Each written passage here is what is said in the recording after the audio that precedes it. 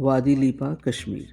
Doctor Abdul بیلا کی کتاب رستہ سے ایک مضمون پیش خدمت ہے، وادی لیپا کشمیر۔ دیکھ، رستہ کبھی کبھی ہوتے ہوئے بھی نہیں ہوتا۔ تم سمجھی نہیں نا؟ تمہیں پتہ جن دنوں کشمیر میں تھا، میرا اسپتال دور لیپا وادی میں تھا۔ گرمیوں میں جہلم دریا کنارے دریا کے ساتھ ساتھ بل کھاتی سڑک جاتی تھی، جدھر سے سری نگر 85 کلومیٹر رہ جاتا۔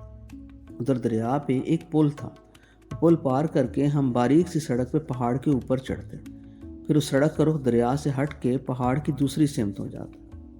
تم جانتی ہو نا، رستہ کوئی بھی ہو، اس کے رخ سے سارا فرق پڑتا۔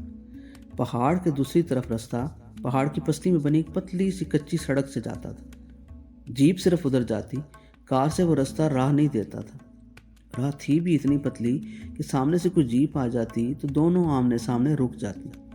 ایک طرف اونچا پہاڑ، دوسری طرف ہزاروں فٹ گہری کھائی، ہر چند قدم پہ موڑ کے پاس اکثر اتنی راہ چوڑی ہوتی کہ ایک گاڑی پہاڑ کے سینے سے لگ کے کھڑی ہو جاتی، دوسری کھائی طرف چھوڑی ہوئی راہ سے راہ لے لیتی۔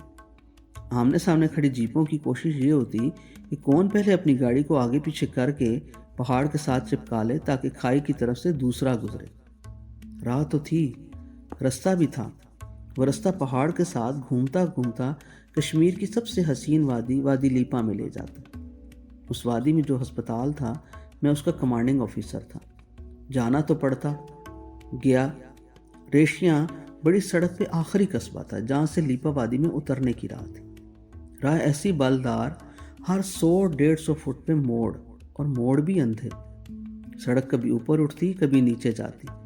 پہاڑ پہ اونچے دیودار درختوں کا جنگل، نیچے کھائی میں ہزاروں فٹ نیچے بھی انہی درختوں کا جنگل۔ سینکڑوں فٹ اونچے سیدھے کھڑے دیودار درختوں کی اوپری کونپلیں بھی راہ سے نیچے نیچے۔ وادی تک جاتے جاتے بندہ 1000 بار توبہ استغفار پڑھ لیتا۔ ہر موڑ پہ لگتا شاید زندگی کا آخری موڑ آ گیا، لیکن نیچے وادی لیپا میں پہنچ کے لگتا کہ جنت میں پہنچ گئے۔ پہلی بار جب میں ادھر گیا تو جولائی کا مہینہ تھا۔ وادی میں پہنچا تو یوں لگا جیسے جنوری میں آ گیا۔ چاروں طرف اونچے پہاڑ جن کی چوٹیاں سارا سال برف سے ڈھکی رہتی۔ وادی کے عین بیچ میں ایک تیز اچھلتے بلبلے بناتی ٹھنڈے میٹھے پانی کی ندی، کتھا کازی ناگ، وہ نیلے پانی کو لیے پتھروں کی چٹانوں پہ پانی مارتی ہوئی ایسے شور مچاتی، ہنستی مسکراتی پانی کی فوار چھوڑتی، لہرا لہرا کے بل کھاتی بہتی کہ اسے دیکھ کے بندہ گھنٹوں صرف اسے ہی دیکھتا رہے۔ اوپر برف چوٹیوں سے لیے ٹھنڈا یخ اجلا نیلاہٹ بھرا صاف شفاف پانی لیے ایسے بہتی جیسے ناشتی گاتی ہوئی جا رہی ہو۔ زیادہ اس کی چوڑائی نہیں تھی، بس اتنی چوڑی جتنی لمبی ایک بس ہوتی ہے، مگر گہری اتنی کہ اسے ناپنے کے لیے کبھی کوئی اس میں اترا ہی نہیں۔ اصل بات اس کی تیز رفتار کی تھی۔ اس میں بہتا پانی نیچے چٹانوں سے ٹکرے مار مار کر اتنا تیز بہتا کہ اس رفتار سے کچھ جیپ بھی نہ دوڑ سکتی تھی۔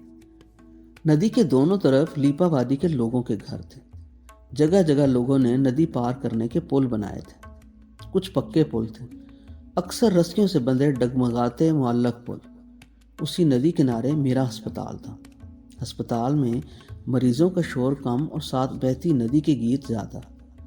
پہلی بار جب گیا تو میرے جونیئر افسر مجھے وادی گھمانے لے گئے۔ مجھ پہ اس وادی کے حسن کا سحر طاری تھا۔ مدہوشی سے کے عالم میں تھا اپنے جونیئر افسر جو اسی ہسپتال میں رہتا تھا۔ پوچھا، چاروں طرف پہاڑ ہمارے اپنے ہیں؟ وہ کہنے لگا، نہیں سر، یہ ایک طرف دشمن ہے۔ اس نے اس طرف اشارہ کیا۔ اس سمت میں دیکھا تو ادھر پہاڑوں کا پورا ایک سلسلہ تھا۔ قریب کے پہاڑ سبز نظر آتے، دور والے نیلے۔ میں سمجھا دور نیلے پہاڑوں میں سے کوئی پہاڑ دشمن کا ہوگا۔ اتنے میں اسی سمت کے قریب والے سبز پہاڑ سے دھواں سا اٹھا، ساتھ تڑ تڑ کر کے مشین گن چلنے لگی۔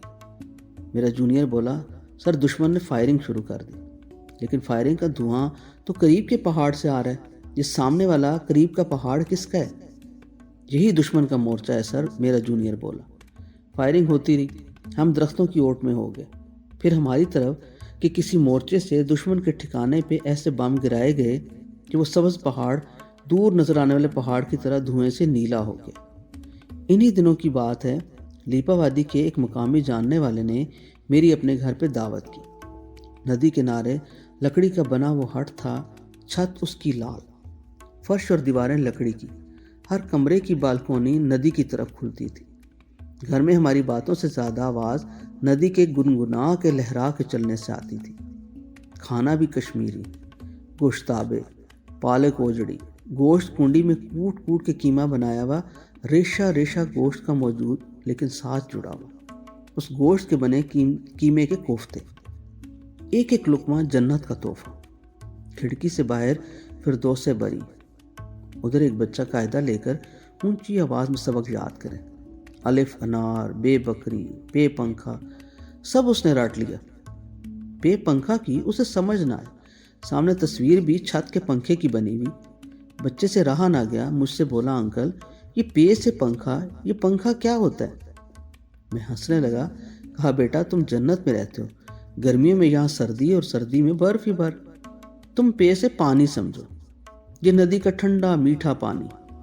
اسے کیسے سمجھاتا کہ ہمارے قاعدے بنانے والے نے نہ الف کو سمجھا نہ بے کو، انہیں تو بے کے نیچے پڑے نقطے کی بھی سمجھ نہ آئی، جس کے بارے میں بلے شاہ کہہ گئے، ایک نقطے وچ گل مکدی ہے۔ یہ نقطے والی کہانی یوں ہے کہ کسی نے ایک سیانے سے پوچھا قرآن کا خلاصہ کیا ہے؟ سیانے نے کہا قرآن کی پہلی سورت الفاتحہ۔ سوال کرنے والا پھر پوچھنے لگا سورت الفاتحہ کا خلاصہ کس میں ہے؟ سیانہ بولا بسم اللہ میں۔ سوال کرنے والا پھر بھی نہ ٹلا، بولا بسم اللہ کی جست کس میں؟ سیانہ بولا بے میں۔ سوال والا پھر بھی چپ نہ ہوا، بولا بے کا راز کیا ہے؟ سیانہ بولا اس کے نیچے کا نقطہ۔ تب بلے شاہ بول پڑے، ایک نقطے وچ گل مکدی۔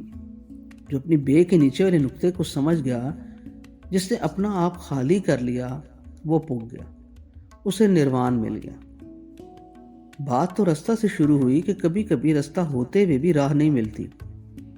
یوں ادھر لیپا وادی میں دوبارہ جاتے ہوئے ہوا یوں کہ دسمبر میں ہمارے بریگیڈ کمانڈر بریگیڈیئر غلام نبی نے لیپا ڈیرا لگا لیا۔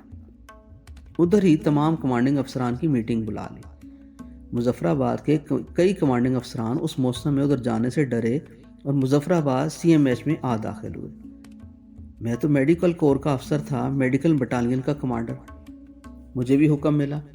ان دنوں مجھے فلو بگڑ کے سائنوسائٹس ہوا تھا۔ بیگم کہے تم تو سچ مچ بیمار ہو، تمہارے اپنے میڈیکل کور کے جونیئر ادھر، داخل ہسپتال نہ بھی ہو، 3 دن کا سک ان کوارٹر لے کر آرام سے گھر میں رہو۔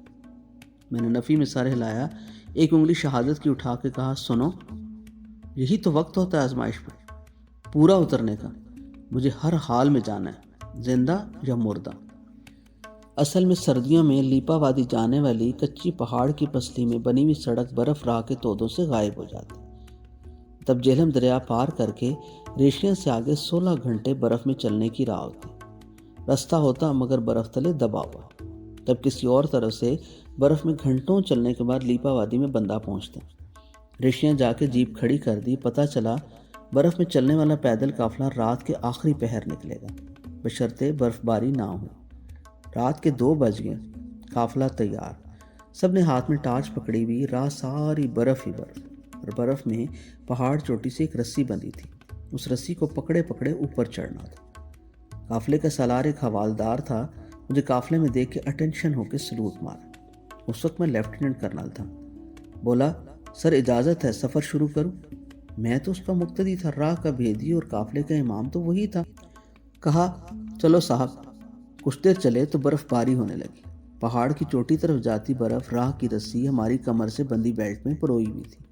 حوالدار پھر میرے پاس آ کر سلوٹ مار کے بولا سر ہیڈ کوارٹر کا حکم ہے کہ برف باری میں سفر نہ کرو، اس وقت آگے پیچھے کسی سے رابطہ نہیں، آپ ہم سب سے سینئر، کیا حکم ہے اب؟ دیکھو وہ برف راہ میں کھڑا مجھ سے پوچھ رہا تھا کہ کیا کریں، میں بھی سوچوں اب نکل آئے ہیں، پیچھے گئے تو بھی برف برستی رہنی، آگے چلو۔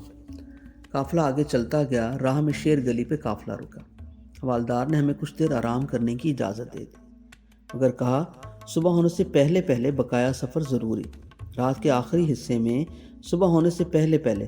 برف میں چلنے کا راز یہ ہے کہ اس وقت اوپر سے برف کے تودے نہیں گرتے، دن چڑھ آئے سورج کی روشنی ملے تو برف اپنے پیروں سے کھسک جاتی۔ ایسے میں راہ میں چلتے قافلے ہزاروں لاکھوں من برف کے تودوں میں دفن ہو جاتے۔ صبح ہونے سے پہلے پھر قافلہ چلنے کے لیے تیار۔ برف باری مسلسل ہوتی گئی۔ برف میں چلتے ہوئے گھٹنوں تک ٹانگیں برف میں دبی ہوئی۔ ٹارچ سب کی روشن، اسی ذرا سی روشنی میں برف راہ میں برف باری کے دوران آسمان سے گرتے سفید اون کے گولوں میں سفید برف راہ میں قدم قدم چلنے کا راستہ مل جاتا۔ اچانک حوالدار ایک دم سے چلایا، سنو، اس پہاڑ کے موڑ بعد سامنے دشمن کا مورچہ ہے، سب اپنی اپنی ٹارچ بند کر دیں۔ اس نے برف باری کی سفیدی میں سب سپاہیوں کے چہرے دیکھے۔ اچانک اس کی نظر مجھ پہ پڑی۔ بولا، سوائے کرنل صاحب کے۔ میں ہنسا، پوچھا، مجھ پہ ضرور دشمن کی فائرنگ کروانی؟ وہ خفیف سا ہو کے بولا، سر میں آپ کو تو حکم نہیں دے سکتا۔ میں نے ٹارچ بند کی اور اسے کہا، دیکھو اس وقت تمہارے پیچھے سب چل رہے ہیں، یہ چلنے والے سینئر ہو یا جونیئر، سب پہ تمہارا حکم واجب ہے۔ دشمن مورچے کے سامنے سے گزرتے گزرتے صبح کی سفیدی برف رات کے یک ٹھنڈے کلیجے سے نکل کے سرسرانے لگی۔ حوالدار نے پھر حکم دیا، تیز تیز قدم اٹھاؤ، دشمن کے مورچے سے دور جانے کے لیے پہاڑ موڑ مڑنا ضروری ہے۔ سب تیز تیز قدم اٹھانے لگے۔ صبح کا دودھ یا دودھ اس برستی برف اور برف راہ پہ بہنے لگا۔ میرے سارے ساتھی تیز قدم ہوئے، میرے قدم رک گئے، میں کھڑا ہو گیا۔ حوالدار پھر سرگوشی کے انداز میں چیخا، سر سامنے دشمن کا مورچہ ہے، بس وہ آگے موڑ جائیں پھر رکنا ہے۔ میں نے اسے اشارہ کیا، تم قافلہ لے جاؤ۔ میرے اندر کچھ اور ہی دھمال تھا۔ مجھے تو وہ حکم یاد آ رہا تھا کہ سورج نکلنے سے پہلے سجدہ کرو۔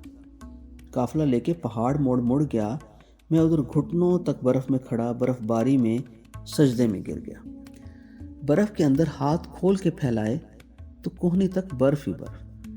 سر نیچے برف میں دیا تو پورا سر، گردن، کندھوں تک برف ہی برف، یخ برف، اوپر سے برف باری، کندھوں تک سر برف ہیں، ادھر آنکھوں سے گرم گرم آنسو۔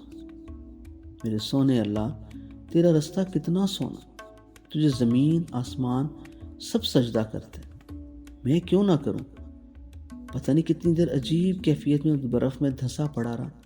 نہ مجھے یہ علم تھا کہ خدا کا گھر کس طرح، نہ مجھے یہ ڈر کہ سامنے دشمن کا مورچہ چڑھتی روشنی میں نظر آنے لگا، نہ یہ خوف کہ دشمن کی مشین گن کا رخ کس طرح۔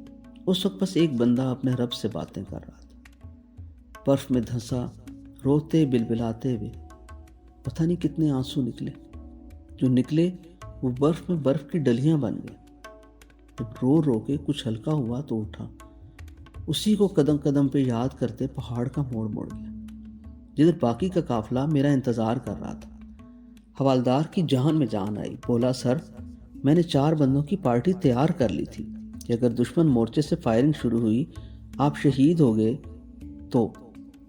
میں ہنسنے لگا، کہا، حوالدار صاحب، شہادت مجھ سے میلے بندے کے نصیب میں آ جائے تو قسمت نہ سنور جائے۔ لیپا وادی میں پہنچتے 16 گھنٹے برف میں چلے۔ باقیوں نے برف میں چلنے کے لیے ربڑ کے مخصوص جوتے پہنے ہوئے تھے، مجھے اس کا علم ہی نہ تھا۔ میرے پیروں میں وہی چمڑے کے بڑے DMS کے جوتے۔ لیپا پہنچا تو جوتوں میں برف پگھل کے پانی یوں لگے جیسے پانی میں چل رہا ہوں۔ جوتے اتارنے سے پہلے اپنے بریگیڈ کمانڈر بریگیڈیئر غلام نبی کو سلوٹ جا مارا۔ وہ مسکرا کے گلے ملے، بہت حسین مردانہ وجاہت کے ڈھیر ان کے چہرے پہ، سفید گلابی روشن مسکراتا چہرہ، محبتی، محنتی اور باوقار سحر انگیز شخصیت۔ ان سے ہر ملاقات یادگار ہوتی۔ ہنستے مسکراتے وہ اپنی زندگی کے قصے سناتے رہتے۔ ایک بار سنانے لگے کہ ان کے گاؤں کے لوگ انہیں بریگیڈیئر نہیں، کرنل صاحب ہی کہتے ہیں، کیونکہ وہ سمجھتے ہیں کہ کرنل بڑا ہوتا ہے۔ ان کا گاؤں کوہاٹ کے مضاف میں، بولے، ہمارے گاؤں کی مسجد کا امام سیانی عمر کا بہت عبادت گزار بندہ ہے، ہم جیسے کلین شیو ٹائی کوٹ پہننے والوں کو پسند نہیں کرتا۔ بولے، صرف ہمیں ہی نہیں، وہ کبھی کبھار اپنے جمعے کے خطبے میں قائد اعظم کے لیے بھی گستاخانہ باتیں کر جاتا۔ لوگ اس کی سفید لمبی داڑھی کو دیکھ کے خاموش رہتے۔ اچانک اس کی باتوں میں بہت بڑی تبدیلی آ گئی۔ بولے، وہ جو قائد اعظم کے لیے غیر معقول باتیں کر جاتا تھا، اچانک قائد اعظم کا نام لیتے ہوئے ادب سے اپنے ہاتھ آنکھوں کو لگا کے چومنے لگا۔ نام لیتا بھی تو حضرت عالی مقام قائد اعظم علیہ رحمتہ کہہ کے ادب سے دوہرا ہو جاتا۔ بولے مجھ سے رہا نہ گیا، ایک دن جمعہ کے خطبے کے بعد مولوی صاحب کو جا پکڑا۔ کہا حضور پہلے تو آپ قائد اعظم کی شان میں گستاخی سے بھی نہ ٹلتے تھے، اب یہ تبدیلی کیسی؟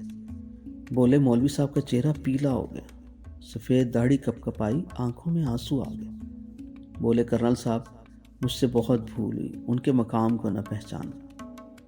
پوچھا مولوی صاحب کیسے پہچانا؟ مولوی صاحب کی آنکھ سے آنسو ٹپک پڑے۔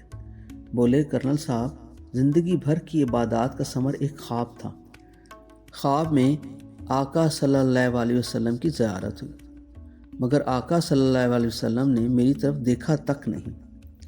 میں آنکھ بنا آقا صلی اللہ علیہ وسلم کو تکے جاؤں۔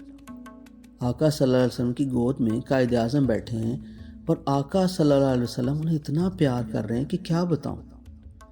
اف کرنل صاحب میں پلید بندہ قائد اعظم کے مقام کو نہ سمجھا، اب سمجھ آ گیا۔ بریگیڈیئر غلام نبی اپنے مولوی صاحب کا قصہ سنا کے کہتے اب مولوی صاحب ٹائی کوٹ پینٹ پہننے والوں کو برا نہیں کہتے۔ مجھ سے بولے مظفر آباد میں مقیم سارے کمانڈنگ افسران کو بلایا تھا۔ بولے میٹنگ میں بس یوں ہی روٹین باتیں ہیں، دیکھنا مجھے یہ تھا کہ ان برف باری کے دنوں میں کون کون اپنے گھروں سے نکلتا ہے۔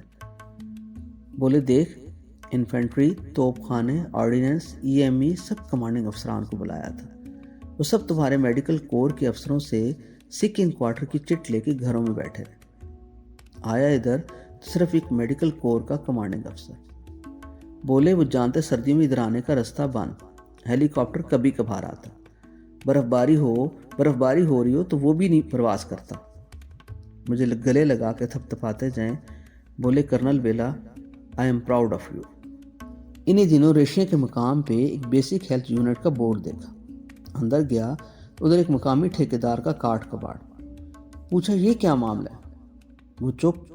اسی مقام پہ سردیوں میں برف باری کے دنوں میں ہم فوجیوں کو کئی دن برف رکنے کے انتظار میں رکنا پڑتا، فوجیوں کے لیے ادھر رکنے کی جگہ کوئی نہ تھی۔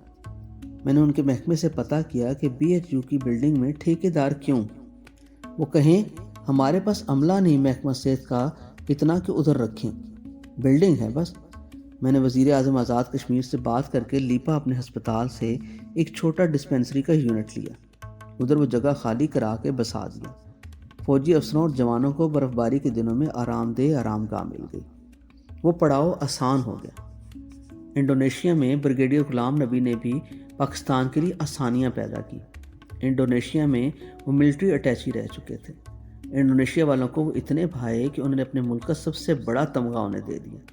ایک بار مجھے کہنے لگے انڈونیشیا کا یہ سب سے بڑا قومی اعزاز اپنے سینے پہ لگا کے جاؤں تو ان کے ملک کا سربراہ بھی مجھے سلیوٹ کرنے پہ مجبور۔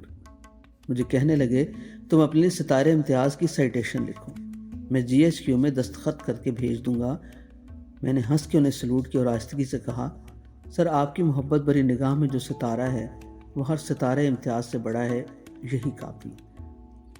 رستہ ہوتے ہوئے بھی کبھی کبھی نہیں ہوتا، یہ راز بھی ہر مسافر کے جاننے والا ہے، جسے ہر حال میں چلنا ہو، رکنا نہ ہو، رکے رکے بھی چلتے جانا ہو، چلتے جاتے بھی ایک نقطے سے نہ دور جاتا ہو، صرف جس ایک نقطے کے لیے بلے شاہ کہہ گئے ایک نقطے وچ گل مک دی ہے۔